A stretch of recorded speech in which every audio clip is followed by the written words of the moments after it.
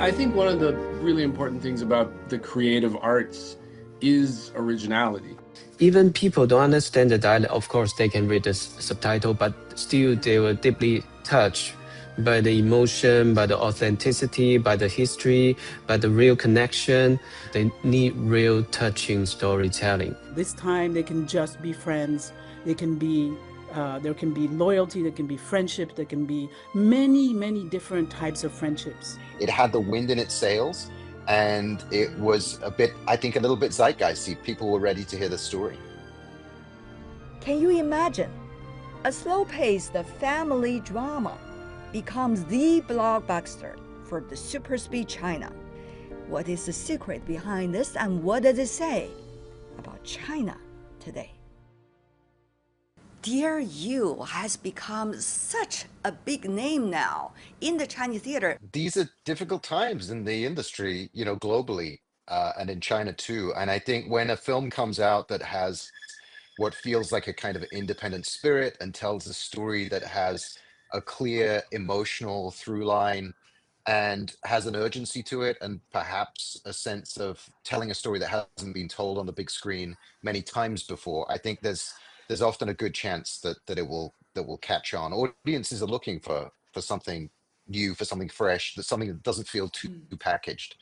And I think this film does lots of those things. Did it surprise you if you look at the box office number right now? Well, it's we're asking for a magic formula. I mean, once again, it's true to say that we never really know anything when it comes to cinema. With a film that comes out, whether it's if I have the luck of the gods and one of my films ends up in the cinema, or somebody else's a film I love, a film I don't like as much. It's always really difficult to say why something does well. There's a little bit of a kind of 因为所以 to it.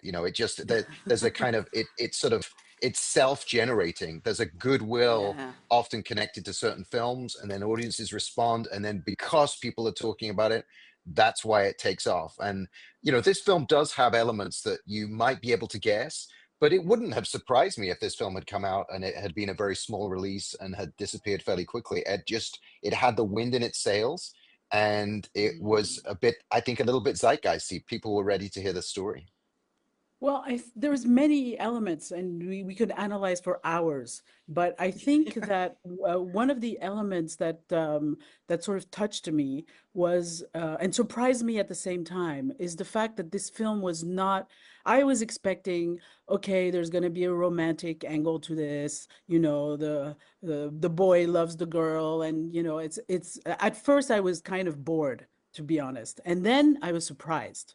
And I think that this really resonates with young people, whether it's in China or, I'm maybe abroad too, definitely. The fact that it's not always this cliche of, men and women have to be, in a romantic relationship. No, this time they can just be friends.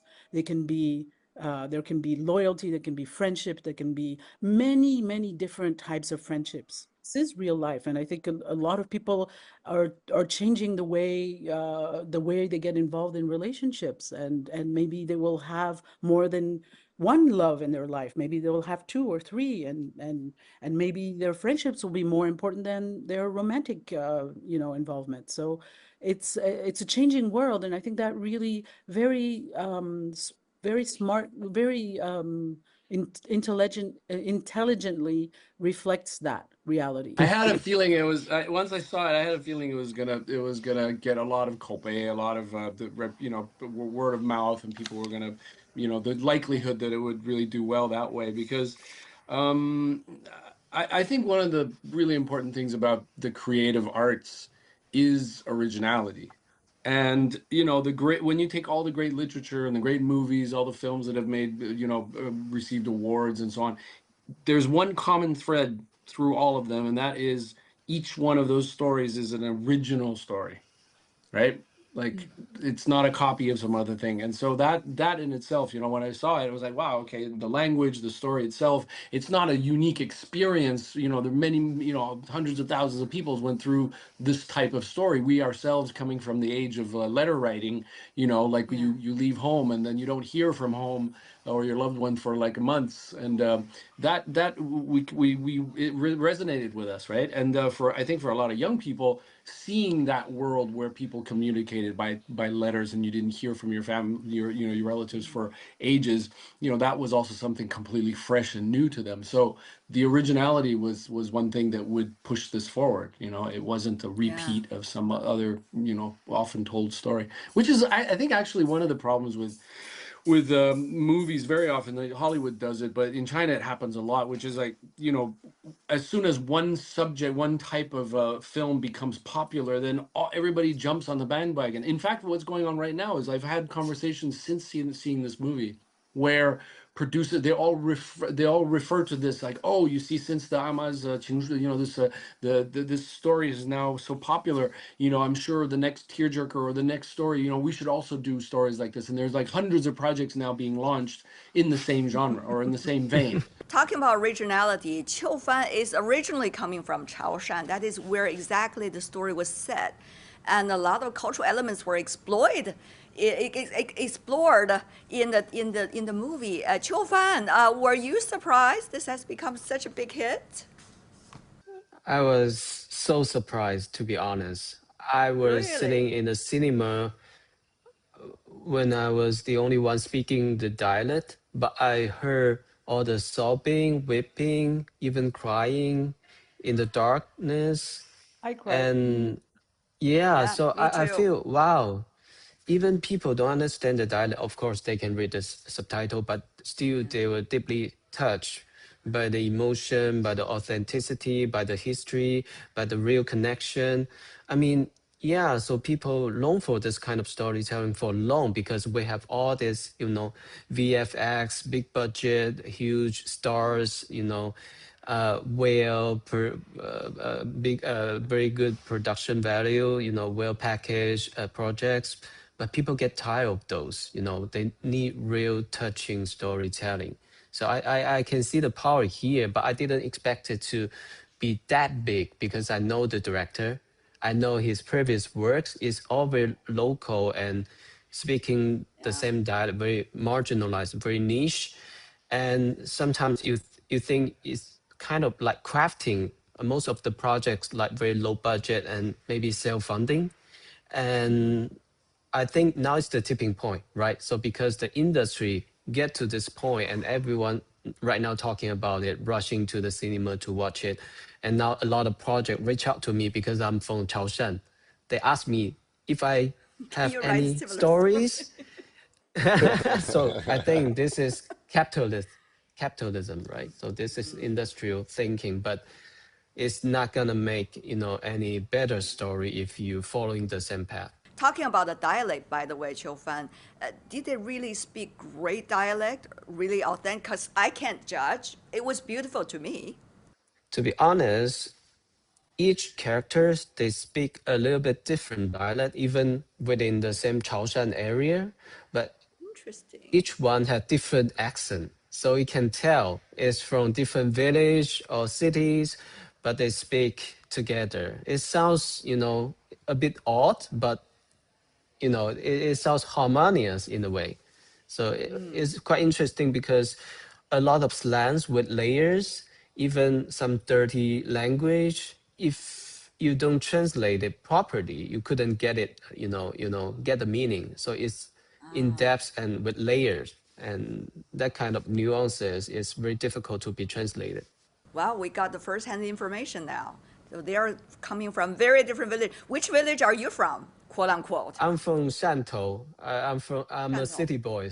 Yeah, so I don't share a lot of like rural experience as the movie, but each family we share the history, we share the memory. We have some relative travel abroad, like going to Southeast Asia, even further. So we all share this kind of, you know, living diasporic, but connected. through letters.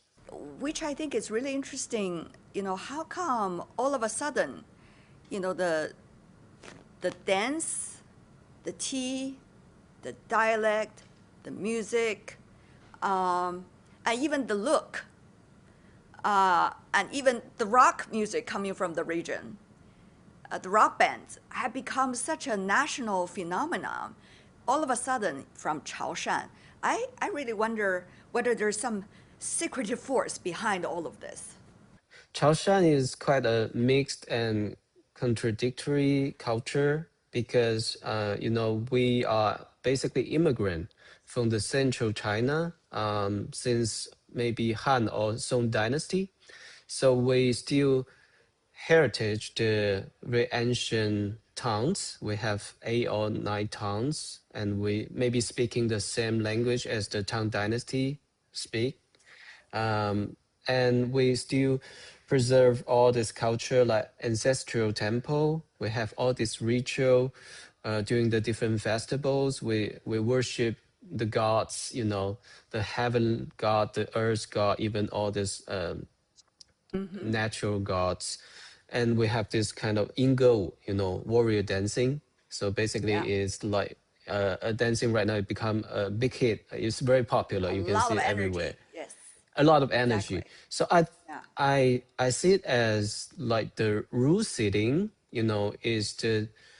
is the trend to reconnect to our cultural sources.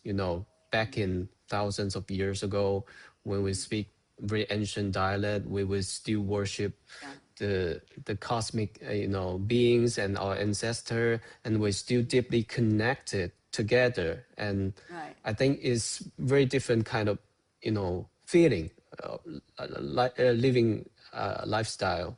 So now it's become something very chic, very fashionable.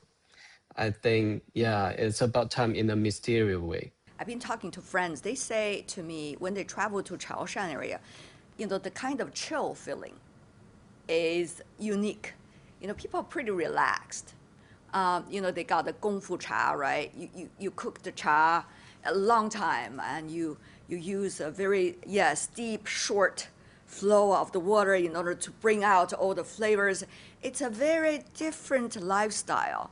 And also, if you look at the rock band coming from the region, some of them are becoming national phenomena. Well, it's interesting you talk about Kung Fu Cha because I had this experience with Kung Fu Cha, which is that growing up in Beijing, in the northern China in the 60s and 70s, the only tea we had was the da gangs, the Oh, hua cha. yes, That was all we right. had. Like 茉莉 tea 花 was 茶. drank in these big mugs, and wasn't until I was in my 20s or when I was 19 or 20 years old that I traveled to the south of China, and I went through Taiwan, and I traveled like through this region, that I realized like there's like a whole nother world of like culture that was dormant because partly because transportation or communication, there was hardly any TV, so people didn't know. But now, with as the whole world is that way, since MTV in the 80s and 70s of music and so on, like the cultures of the world now move so quickly,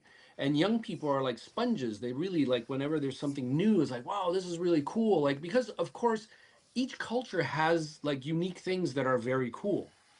So whenever it flares up, people are like, the young people really like draw to it or draw from it. Most of them in the like very modern environments, right, with glass and steel and cars and public transport. When they see, something culturally unique and so on, they really, they latch onto it, and they absorb it, right? It's like when you see all these like Yeah, young people going around the parks wearing hanfu and or Qing Dynasty dress and all that stuff. I mean, yeah, they really want to um, like be connected to the traditional culture of China. And the modernization that we've had for the past 30 years, it's gone like super modern. It's very steel yeah. and glass and concrete and high technology. But when they're offered the opportunity of getting in touch with the traditions, I think it's very enticing for them. So, how is this, reminiscence vis-a-vis living in the real life kind of situation to know the culture? how are they different? I'm fascinated by this because I live in Beijing. I'm like you, right? If I go to some of the earlier temples, that's history. But at the same time, just at the gate, you meet someone that is real life, right? Right. Well, the reality is, I think, like China, of course, it's one nation and it's huge. But in fact, it's like, like as if you were in Europe, like you and I, we would be living in Poland, whereas the culture that we're talking about, Chaoshan and so on, might be Greek or Italian. So in fact, culturally, it is that diverse.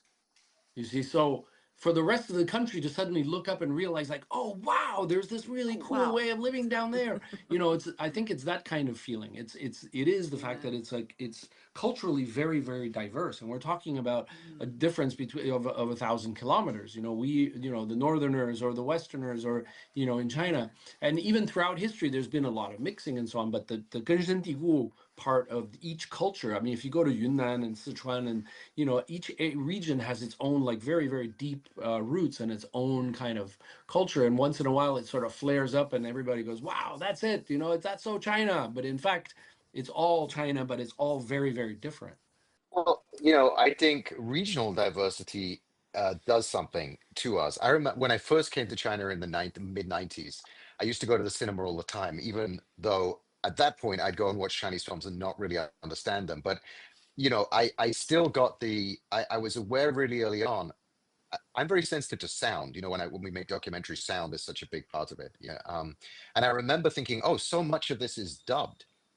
So many Mm. films at this point were dubbed either from, say, Cantonese back into Mandarin, or it would be dubbed because maybe the actor didn't have the right kind of Mandarin accent or whatever.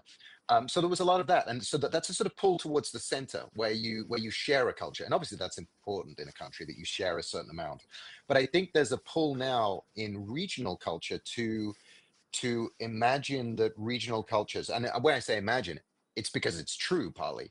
They've held on to those older, more, to some extent in speech marks, but more authentic cultures. They're not, uh, to use an academic word, so deracinated as the big cities. Where I mean, I think we're all aware. You live in a big city, or you live in a country that's develops rapidly, or has been a developed country for a long time, there are things you lose in that process, and they're often to do with connections between people. They're to do with a sense of your place in a longer history. I mean, just for younger people, look at dating culture and how it's become very anonymized, and people feel very separate from each other and have to find these big Mm. technological platforms to come together and meet each other. But there's something about older regional cultures that pull you back to something that's authentic. I'd make a point though. I don't think it's always about regions. I mean, if you look in Shanghai, Mm. the popularity, and it's true in Beijing as well, and in the South, in the big cities, the popularity of vintage stores now is Mm. Mm. huge. I mean, a lot of young people. And why is that? It's because it's talking about an analog world where you had pens, where things were made of stone and leather and wood. And it feels like they exist in a world that has been around for a long time. It's not silicon. It's not a processed material like glass or plastic. It feels like you're connecting to something, authentic. I made a film some years ago called The Six about a different diaspora, a different community in Taishan, what is now part of Jiangmen in Guangdong, not that far away. But when we discovered their local language, when we began to look at their local culture, it's interesting connect the connection to Chaoshan, because the Taishan community often describe themselves as being Hakka Kejia. So they also feel they came from another part of China, and I'm sure many of them did. That's the history there. So Right. they feel somehow connected to a bigger story, but also very regional, very local. And I just think that people in general, young people, middle-aged people, have a visceral feeling about things that are authentic and real.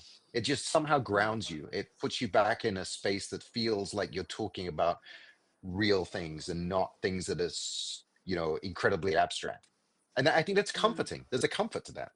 Think about all these people from Chaoshan when they traveled to Southeast Asia to work as migrant workers, earn very minimum wage with tremendous pressure and inner struggles and competitions in a very different culture. So a lot of the themes reflect upon that, and the whole story is based on that.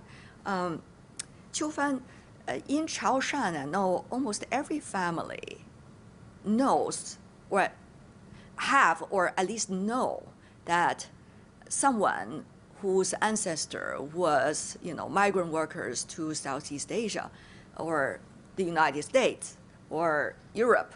So how is that part of history being reflected? Is the movie authentic in that way for the locals? After watch the film, I actually revisit the museum for collecting all these letters back in my hometown. So basically, you can tell. Of course, the It's called film have Qiaopi, been isn't it? The letters Chaopi are called is the Qiaopi. Chaopi, right? Yeah. So the film, of course, The two words meaning, romanticize the two words meaning Xiao immigrant, right? Right? Overseas immigrants immigrant. and Yeah. P yeah, and means letter writing. Yeah. writing. So I mean, of course, the film, the story have been, romanticized. The history is, of course, obvious, way more brutal, way more bloody, in your imaginable way. But I mean, the most important part, I mean, is through the writing. The beautifully, simply written letter, which repeatedly appear in the film, right? Through reading, through the characters, and even through the teaching. So it's the beauty of the Chinese actually reflect a lot of, like, deeply connected, you know, memories and all this lineage and also culture, even through a very diasporic time. So I think this is what has been, represent so smartly in the field, like repeating all this, half modern, half ancient written Chinese, even in a very simple way, but through, different characters reading in a very soft, very, tender voices, and with this beautiful shooting, oceanic scenario, in the background. Obviously, it evoke a very deep, profound emotion, not only to the character, to the story, but also to the culture. As a Right. Chinese, you feel you're part of it, you're part of the history. And I think Yeah. this is what the movie did right about it.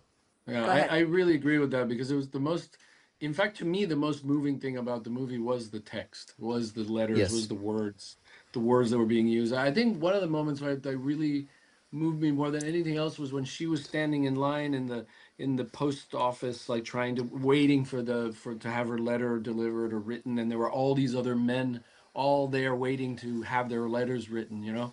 That, and then so you realize that how important yeah, it was really the text that helped. That was, yeah. Sorry, I didn't want to Yeah. interrupt your train No, of and the thought. director actually did a lot of research on the actual letters. Remember, there's a Hmm. man, like, his daughter was kidnapped, and he asked for pay back the ransom as soon as possible. That was the real letter. I found it in Yeah. in the museum. Yeah, Yeah. that was very touching. Yeah.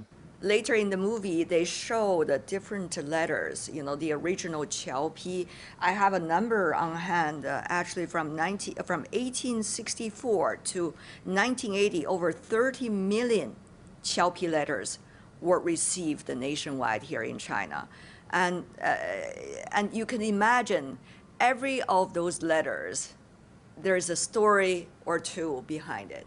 The Qiaopi letters, they are not only letters, but also money was being sent in the envelope home. So it is.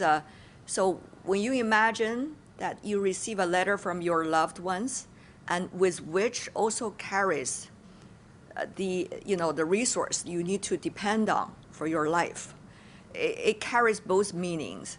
Sometimes the love is not necessarily expressed only in words, but also in the hard work with which the cash carries behind. It's not legal, by the way. It's not legal anymore when you put money into the letter, into the envelope. But during the difficult days in China, people living in big cities, the relatives, sometimes would put 20 or 10 kwai into the envelopes to their relatives living in some of the least developed areas when they are also sending the letter. So that to me is not ancient. It just reminds me of something happened in my childhood. I saw people do that. So just a personal story where we think that this was maybe hundreds of years ago, like in this movie, but in fact, as you say, not only um is it current, but it's also very universal. Obviously the Chinese did it a lot, but a lot of traditional cultures and were sending money Yeah. home. Like my father's was basically. The family came together and gave him the very little money they had to send him to study abroad in the Navy. And when he was there, he was expected to send money home, and he did. In those letters, those remittance letters, he had to send every month money home because they were expecting it, and they Yeah. were depending on it. So Yeah. so I think it's very important to remember. I think when you look at social media and with the criticisms of this film, where we're just basically talking about, oh, this only happens in China, but obviously humans are basically all the same. On Yeah. the when I worked on my Titanic film, we actually solved the mystery of whether or not one of the main characters was on Titanic because of his Qiao Pi letters back home. One of the Oh, tell us letters more about had it. been well, one of the letters that one of our central characters, who we knew at the time of Titanic's, his name was Fang Lang, but it turned out his name eventually settled as Fang Rongshan or Fang Wingsun, living in the U.S. in Chicago. He had been sending money remittances back to his family regularly back in Taishan, back on Xiachuandao in the south of China, just off the coast of Guangdong. And in one of those letters, he sent a poem.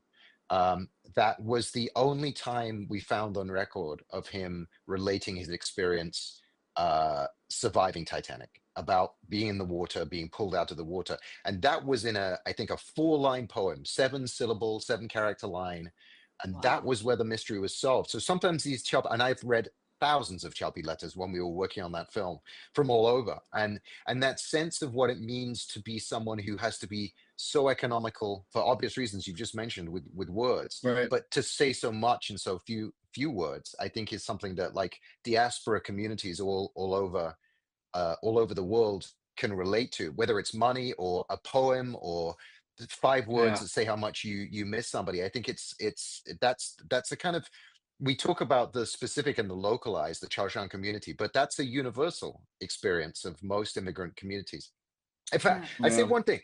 I just throw this in here because I just think it's an interesting thing. My one misgiving, and I don't know whether this is something we should bring up, but my one misgiving, the one moment that sat a little uncomfortably for me in the film, was a thing that for me turns up in many immigrant communities, which is often the troubles that are caused for immigrant communities are caused by official obstacles put in the way of settling, for example. I am very interested in Qiaopi itself because after you said earlier that you've been reading hundreds of them, and I believe so, because in order to do your movie earlier, The Six, which is about the migrant workers, those who were on the Titanic when the boat sank, you try to went back to their lives in order to find out exactly what happened, and to make sure that the world knows on the boat there were also Chinese migrant workers, and their lives matter,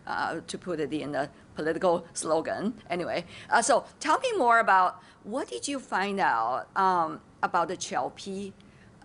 What were some of the plots in the movie that reminds you of the research that you have been doing? Through Qiaopi, how better do you know not only that time, but also how maybe Chinese think, or the so-called Chineseness? Tell me if my question is too culturally stereotyped. I'm going to come back to this as a filmmaker. I mean, the issue is always, I mean, try and think of a great film about a writer. It's very hard to do. I mean, maybe The Naked Lunch or something like that. It's hard to make films about writers because painters do things in front of you and throw paint around, but writers sit there with typewriters or do things by hand. And I thought that it was done very well in the film. The Chalpi scenes, the post office, the writing down. How do you make words into something that's filmy? The thing about the Chalpi that's fascinating, and we use them in the film as well. We featured them, visually we put them in the film, Yeah. is that they are so condensed in form Yeah. that they turn huge stories into a few lines. They turn someone's death into a single line of text, or a chengyu, some kind of idiom, and the implication is that somebody has passed and we miss them, or whatever it might be. That that condensing of life experience is so rich, and so allows such interpretation. I think it's a very filmy thing because it gives you the minimal information, then asks you to fill in what it means. So it's something when we were making the six that was incredibly powerful to me. Of course, it also helped me that I didn't have to read too much Chinese to understand, because there would be 16 characters would be enough. But often, ironically, it makes it harder to understand because there's so much going on. There's so much being passed on through Exactly. those words. It's such a different experience to the one we have now, where you can really send 1,000 texts to try and explain the simplest thing, and they were Yeah. sending one text to explain 1,000 complicated things. And Yeah. that's a huge challenge, and I think you can feel the weight of that. And I mean, they're in museums all over, Chinese museums all over now, thank goodness they're available. But I do think they also contain stories, and in the end, the one of the points about this is that communities get to tell stories about themselves, and that's a powerful act. The fact that these very private letters have become public in some cases and are becoming more available, and this film will go some way towards sharing that story and making people interested to look, I think is great. It's the kind of thing where you want to be able to buy a book of Chapi and read them, and Oh, read them as definitely. almost as literature. I mean, they have Oh, such depth to them. I think it works really well in right. the film. I think that was a challenge the director faced, and he did it really well. Yeah, he did not go directly into the script itself, but rather to explain the story first and then bring out the script as the background to it. That is a beautiful way of doing it. Qiu Fan, I'm sure your family have Chao Pi. Yes, but it might get lost, you know. What kind of what kind of things going through your mind as a writer when you are studying those calligraphies and the few words on a letter? Well, it's a collective history, it's a collective memory, you know, through time. So it feels like I'm time traveling, basically, through reading this very simple, condensed texts. Basically, you live through all this, suffering, challenging, painful, sacrificing, but sometimes hopeful lives, back in the time. When I was visiting the museum, I think, oh, there's ton of story has been unfold and to be told to the world. And I think there are huge collection, not in China, I think in America, New York, as I remember it, like UNESCO, they have a collection. So maybe they have like thousands of, hundreds of like Xiaopi in their collection. So I think, I don't know, maybe there will be a database like everyone can check, and maybe they can find their ancestor, their grandparents' generation, their writings. And I think, Mm. yeah, we need to, do something about telling all this story to the world. Yeah, it's untold stories. Because my parents recently moved from London from the north of England down to London. And in packing up the house, they discovered my mom had collected over the years letters that I had sent back from China, and Wow. also letters that were sent to me during my college years, Mm, from friends as I left, and around that time.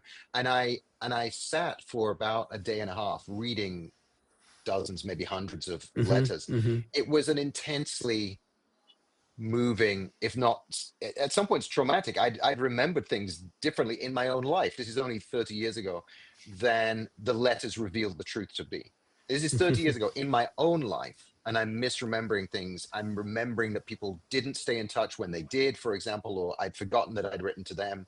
Family had written to me. My father wrote things to me. My dad now has Alzheimer's, has dementia, and so his memory is disappearing. These are precious things, and they don't just, it's not just that they reveal something that happened 100 years ago. You know, a letter from 10 years ago can reveal things to you even though you read it at the time that you don't remember from that time, and it sparks a memory. You remember something. These are incredibly precious resources for us to have, whether it's about other people's lives and a community's history, or whether it's about your own life. Looking back, going through old letters can be a little traumatic, but it's also incredibly meaningful, and it carries a lot of information and knowledge and emotion that you may not have remembered. No, it's like a time lapsing. So I used to, no, I'm still doing that. I wrote a letter to the next year. So when the next year, the same date, the platform, some system, they automatically send me a letter from the previous year. So Oh, I'll ask wow, myself thanks. something. Are you still dating with a girl? Are you still have trouble with somebody? What are you thinking? Are you working on something new? So you always like amazing, like see how you've been changed in only a year, right? Think about 10 years.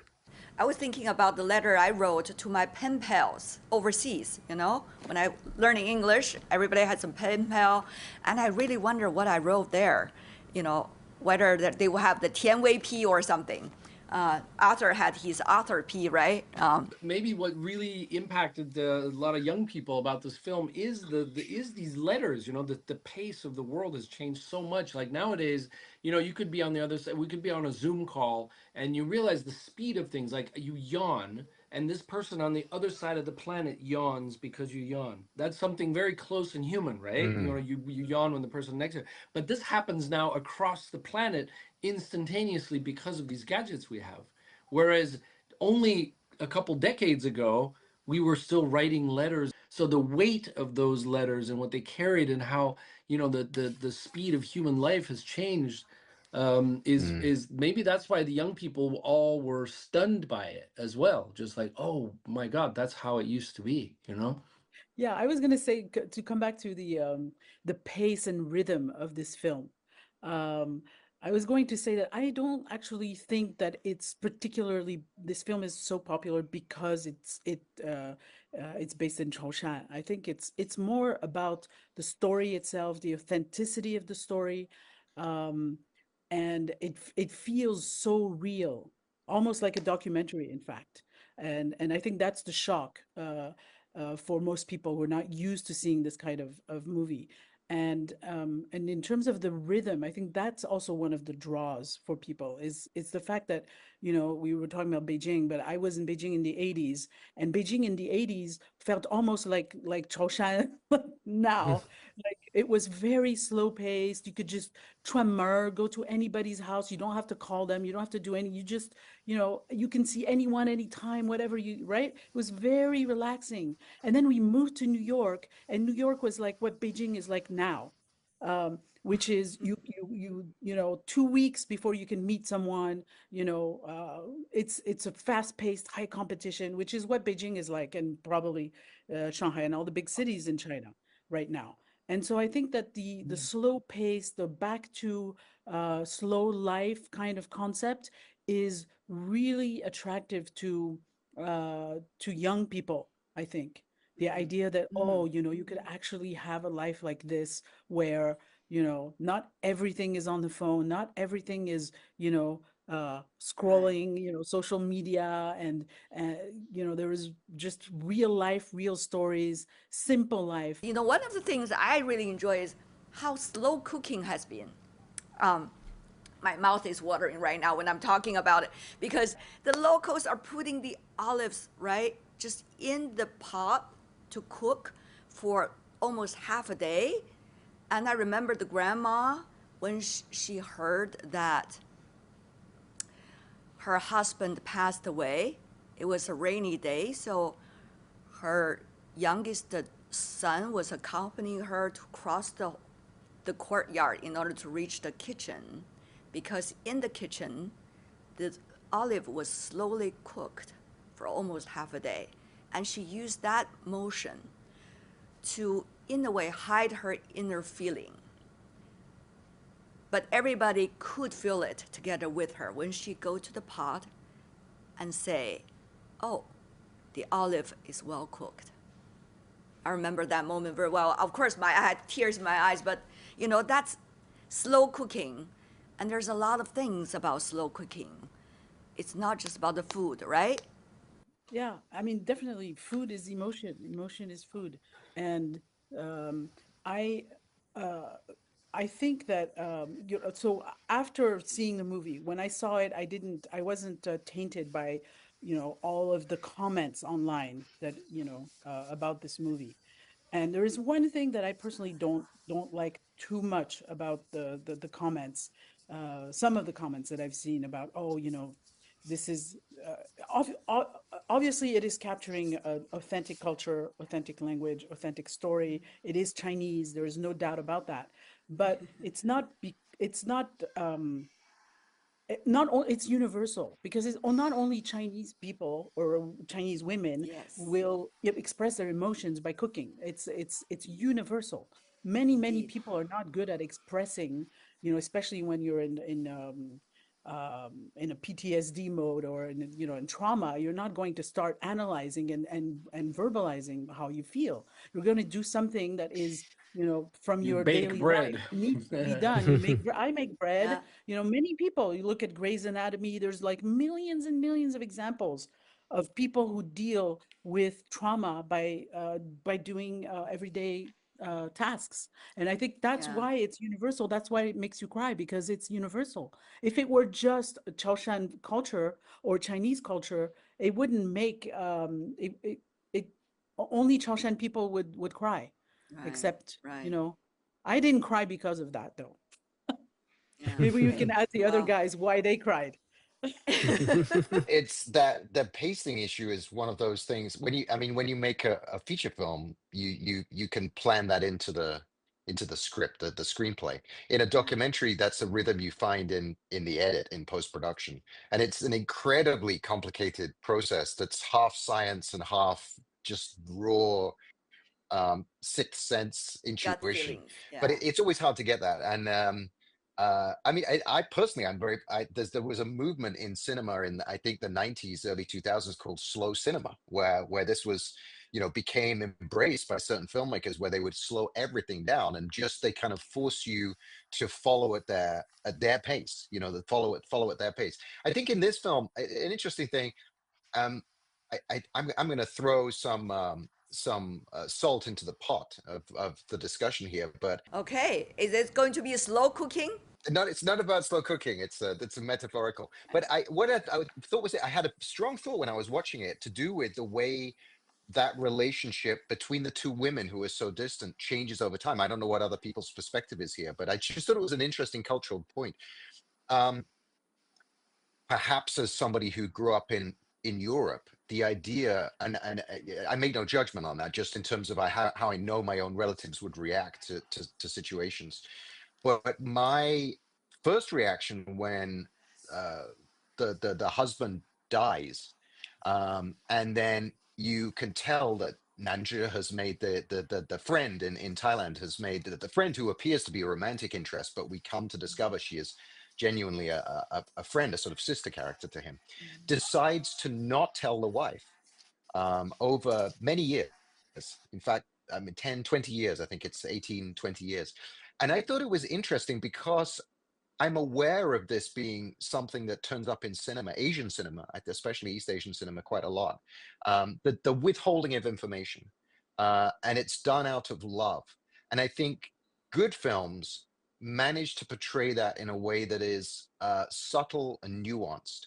Because I think the pitfall here as a filmmaker is that you present that as a black and white action. Either it's fully about love and compassion, or it's something that's taking away the other person's agency. as in I don't tell them, they never get to make the choice about what they do next.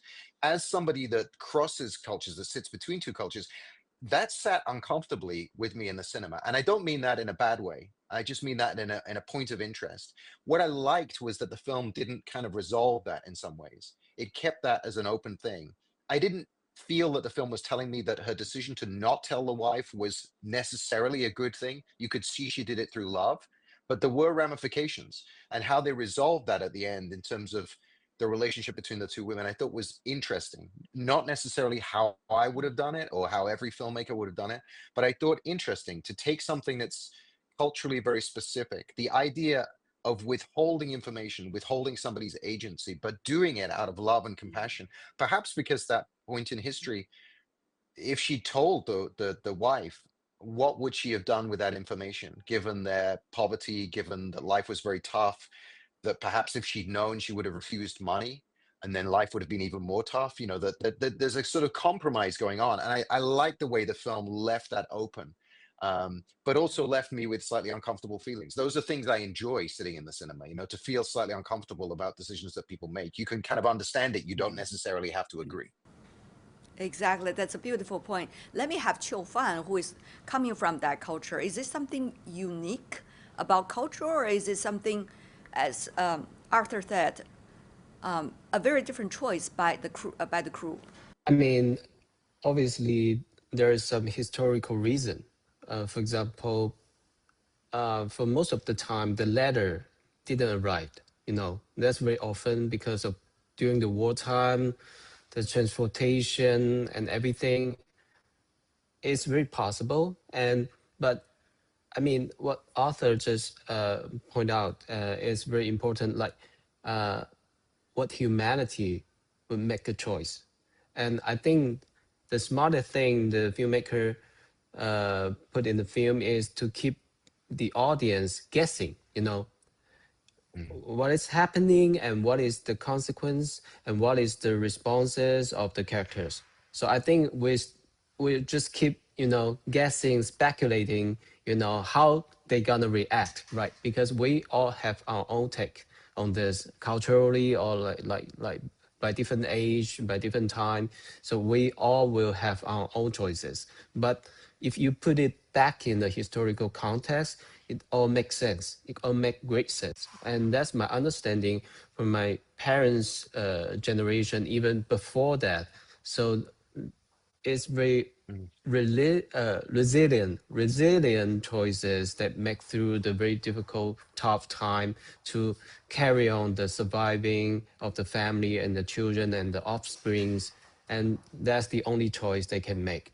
So I think it's cultural, but it's also universal. So I think this is the Mhm. most touching point that can resonate with everyone sitting in the cinema, no matter it's from Chaoshan or not. They all feel it. This is the power through time. Sometimes you just don't know why you make certain choices, but those choices were being made. Whether you can make other choices, yes, you could, and probably the result will be different or similar. You never know, right? Even more than the story itself in every detail, and probably that's really what counts. But anyway, just my personal thought. Go with your both of yours beautiful answer.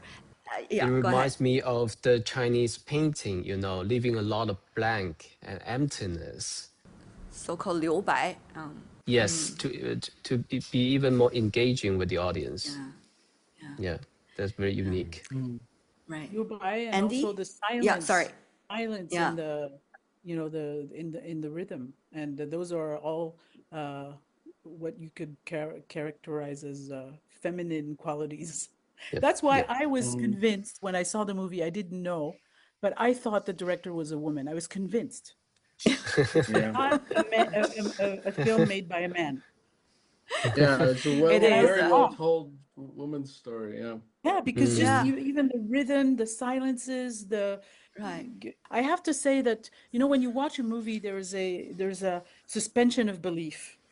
mm, And I'm going Mm. to veer towards something else, which is what really sort of surprised me.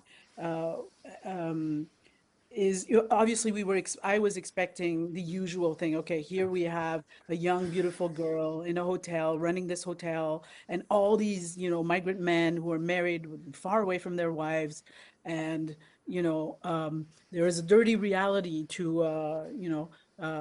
to life that is harsh when you're also economically under a lot of pressure, and that was not addressed at all. During the movie, I decided to believe that this was true because I wanted to believe it. Because I wanted to believe what the director was trying to say, that there is, something more beautiful in the human character, that we don't all have to, hurt each other, and the Yeah. relationship between men and women are violent, which I think was a breath of fresh air for in the current times, where I was actually thinking later on, wait a minute, this was totally romanticized. There is no way this girl in this hotel would not have been raped, or and you're thinking about Epstein, and it's still current today. You can only imagine what it would have been like then. So you decide to believe that, okay, the director is trying to show you that there is something that we all aspire to, whether it was true or not. Caroline, it's a beautiful point you just said.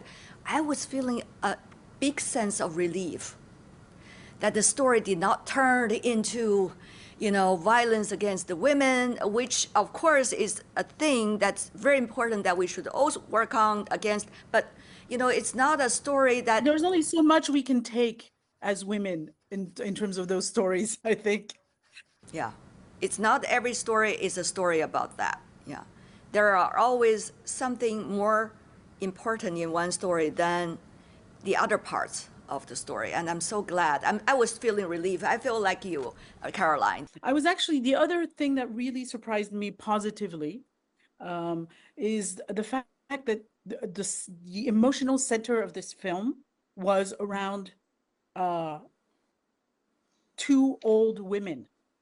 Mm, And the fact that we are extremely ageist in our societies, whether it's in China or other countries, where and especially for women, if and women actors, I think actresses, after the age of 35, they're done. Basically, there's no more roles for them, and to see that this male director decided to show a story through old women, I was quite touched by that, because it's a choice that you make. I was refreshed by it. The US and Europe, you see a lot more older women in films, and it reflects society, I think, a little bit more. And in China, I think we need to work a little harder on that point. And thanks to this film, maybe, uh, maybe it'll show that older women have, parts to play in movies. And by the way, they are so beautiful in their own ways. Both of them shine in the movie. Yeah. How do the gentlemen feel about it? Andy? I think in all our cultures, the grandmothers, they have a very important place in our lives. And, when you see a story, whether it's a book or a movie, actually address that and show that, then no one can deny it. It's like, oh, yes, of course, my grandma was as sweet as that, or as wise as that, and it really gives everyone, like, again, you get back to the authenticity of it. It's an authentic thing. Like, oh, there, yeah, of course, there she is. So, and it's not fake, and it's not over, done up, and it was perfect that way. So I think maybe like, just the theory, but maybe what was been really endearing about this is, like, once again, it addresses that, like, people's ming, like back then, because of poverty, people had to leave and 出海 and 下南洋 and go out and work across the seas, and you may never see them again. Like, literally, when you said goodbye to that person at the boat, you may never see them again. And so that fate, that idea of fate, and holding on to your ancestors' memory and so on, it's such a deep rooted thing in our human nature, that and so for a lot of the young Chinese audiences, they're so happy to embrace that and see that, and they see it very much as Chinese, because they've been watching so many Western movies, and this whole the Hollywood style of storytelling, where you know this girl in the story would have changed her fate. She would have taken the boat and gone to do this or that. You know, like it's a different way of looking at life in a way. You know, so I think that's a factor in it as well. This sort of Yeah. Western and Eastern sort of 世界观, you know, the Mm. our Yeah. life, our view on life, you know. We are having a terrific conversation today. I would love to gather together with you guys for the near future. But for now, if we could just leave our audience with one sentence about your thoughts on this movie. And I've seen a lot of criticism of filmmakers because, you know, look at this movie. It was made so cheap, low budget, no professional actors. You know, what is wrong with you Chinese filmmakers that you can't make more, you know, movies like this? Well, I don't agree with this. I think it's highly unfair. And I think that there is space for all sorts of movies. And if you know, some a leader in the Chinese Film Bureau is listening, I hope that they can give more space to all kinds of different films. Small budget, medium budget, big budget, huge budget, professional actors, you know, everything. There is space for everyone. There's so many stories to be told, and we need to tell more stories, more Chinese stories, because they're not enough. Yeah, love that. It's not black and white. It should not be an antagonist world, right? Good point. Let the 100 flowers bloom. Qiu Fan, the Chaoshan boy. Like even as a science fiction writer, so this film make me really want to go back to the, you know, old school times of handwriting and write Mm. letters to your loved ones. So this is how I feel about it. So now I'm carrying on this small notebook with me every day. So I try to do handwriting, you know, to protect your brain and your emotion Right. in the Right. time of AI everywhere, right? So Great point. Great point. Thank you, everyone. All the best. I really enjoyed it. Thank you so much. Bye bye.